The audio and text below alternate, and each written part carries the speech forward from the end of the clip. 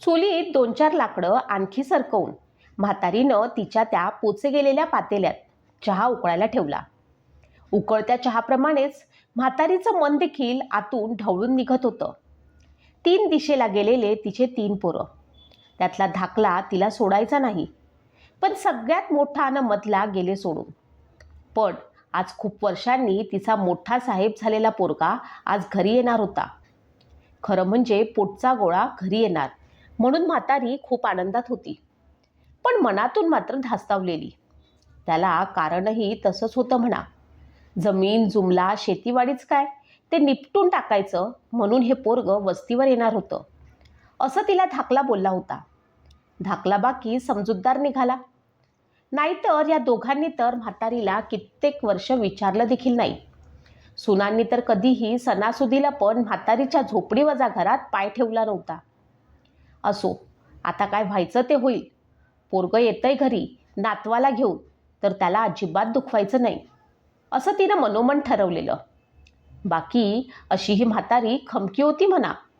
आजवर येतील ते संकट झेलत, ओला दुष्काळ, कोरडा दुष्काळ, कधी मैल न मैल पायपीट करत, लांबून पाणी आणून कित्येक जनावरं जगवली तिनं. काटकसर करून धन्याबरोबर सुखात संसार केला. एकदा रात्रीतून वस्तीवरती चोर शिरले, तर धन्याची झोप मोड होऊ न देता एकटीनंच खुरपणी हातात घेऊन पिटाळून लावलेले चोर. तिचा धनी गेल्यापासून थोडी अबोल झालेली म्हातारी, पण खमकी होती. फक्त पोरासमोर ती अगदी लोण्यासारखी वितळायची आणि नातवंड बघायला मिळाली नाहीत अजून. पण तिचा खूप जीव होता. यंदाच्या उन्हाळ्यात लेकरं बाळं घरी येणार म्हणून म्हातारीनं घर अंगण सगळं कसं लख्ख सारण घेतलेलं. तुळशी वृंदावनाला छान रंगरंगोटी केली. फडताळातलं कपाट छान रचून ठेवलेलं.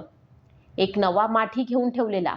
रानातले बोरं, चिंचा, विलायती चिंचा, पेरू, पपई आणि काय काय आणून छान निवडून ठेवलेलं म्हातारीनं नातवासाठी. आताशा लांबवर नजर जाईल तितकी नजर लावत म्हातारी खाटेवर यायच्या वाटेवर डोळे लावून बसायची तासनतास. मधून चंदाचा हंबरड्याचा आवाज आला की ती उठून परत कामाला लागायची. एवढ्या मोठ्या जमीन जुमल्याची मालकी नसलेली म्हातारी गावातही दरारा राखून होती. धनी गेले म्हणून कधी हिंमत हारली नाही की संकटाला घाबरली नाही. उलट वस्तीला आधार वाटायचा तिचा. वस्तीवरच्या बायका पोरं अडीअडचणीला म्हातारीचा सल्ला घेत.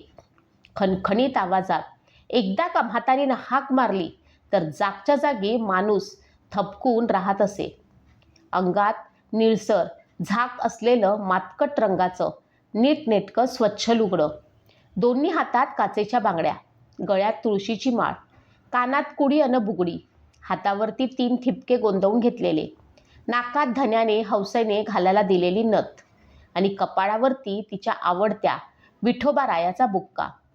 असा पेहराव करून म्हातारीनं पहाटे पहाटे शेतीवरल्या राखणदार महादेवाला, अरे महादूच्या ठेवलाय तुझा, ये लवकर आटपून, अशी आरोळी दिली की म्हातारीनं कामाला सुरुवात केली हे गाव समजून जायचं. पोरं बाळं नसली घरात तरी म्हातारी कधीच रिकामी दिसायची नाही. धाकला कामावर डब्बा घेऊन गेला की दिवसभर तिचं काम सुरू राहायचं. चंदाला चारा आण, मागचं पुढचं अंगण झाड, शेंगा वाळवून ठेव, कुठे भाज्या लाव, चिंचा तोडून ठेव, मिरच्या खुडून ठेव, कापूस वेचून आण, मग त्याच्या वाती वळत बस, धान्य निवडून ठेव, शेण आणून गोवऱ्या थाप, कधी जमीन सारव तर कधी अडल्या नडलेल्यांना मदत कर. असे तिचे कितीतरी कामं म्हातारीने अंगवळदी पाडून घेतले होते. त्यात भर म्हणजे परिपाठाचा नेम कधी मात्र म्हातारीनं मोडला नव्हता. तिनं स्थापन केलेला विठ्ठल मंदिरात हा नेम चाले आणि परिपाठानंतर न चुकता म्हातारीच्या हातचा घरच्या दुधाचा चहा सगळ्यांनी प्यायचा हा नियम. त्या चुलीवरच्या चहाची रंगत काही औरच. कारण मग त्या चहासोबत गावच्या वेशीच्या इकडच्या तिकडच्या गप्पा रंगत आणि तिन्ही सांजा झाल्या की सगळे आपापल्या घरच्या दिशेला जात, दुसऱ्या दिवसाच्या चहाची वाट बघत. घोटभर चहा या थकलेल्या जीवाला पाजून माझी ओंजळ समाधानाने भरून जाते, असं म्हणत म्हातारी आनंदानं सगळ्यांना चहा पाजायची. या चहानेच बांधून ठेवलेत माझ्या माणसांना.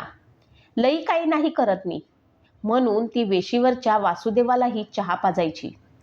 ह्या इतक्या वयातही म्हातारी कशी तुकतुकीत आहे आणि सगळ्यांचं करते. असं काहीतरी कानावर पडलं की समोरच्या मंदिरातील विठोबाला तिथूनच नमस्कार करून म्हणायची, माझं काय खरंय बाबांनो, तो इठुराया करून घेतो माझ्याकडून. लई जीव आहे त्याचा माझ्यावरती. माणसापरीस कधी भक्तासंग बेईमानी नाही की धोका नाही. विठ्ठलाचा म्हातारीवरती जीव होता, तसा तिचाही विठ्ठलावरती भारी जीव.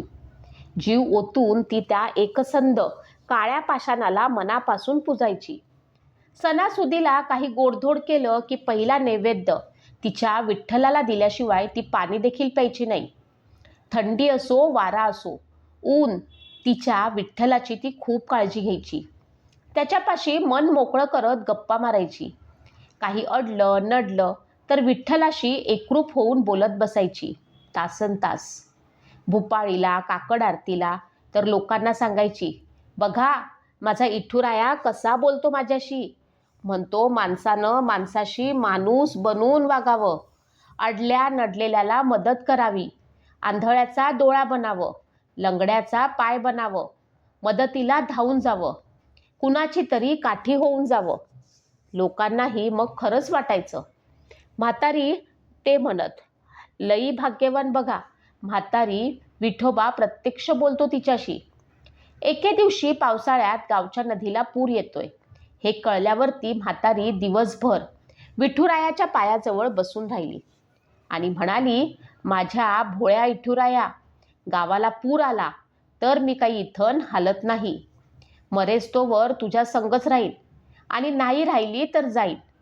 तूच आता जे करशील ते खरं.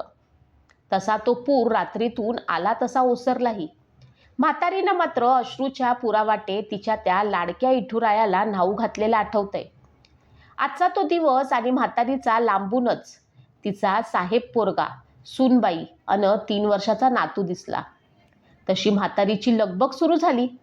पोरगं भेटल्याच्या आनंदापेक्षा नातू भेटल्याचा आभाळभर आनंद म्हातारीच्या त्या इवल्याशा झोपडीत काही मावत नव्हता. आल्या आल्या तिनं लेकाला सुनेला पोटभर जेवू घातलं.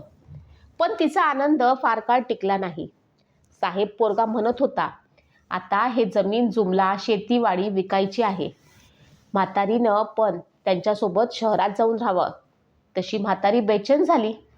पण का म्हणून असं करायला लागतं ते तर सांग बाबा. तसं सूनबाई बोलली, तुमच्या नातवासाठी. तशी बिचकून म्हातारीनं बाहेर खेळणाऱ्या नातवाकडे बघितलं. आई, तो बोलत नाही ग जन्मापासून. आजवर एकही शब्द बोलला नाही तो. त्याला उपचार करण्यासाठी. तसं त्याचं बोलणं अर्धवट सोडून म्हातारी उठली आणि नातवाला कडेवर घेऊन ती झप झप पाऊल टाकत विठोबाच्या देवळात गेली. त्याच्या पायावरती नेऊन ठेवलं ते पोरगं आणि म्हणाली, तूच म्हणतोस नव्ह, माणसानं माणसाशी माणूस बनून वागावं, आंधळ्याचा डोळा बनावं, लंगड्याचा पाय बनावं. मग आता र माझ्या बाळाला का र असं ठेवलंस? असं म्हणत परत घरात येऊन रात्रभर जागून काढली तिने.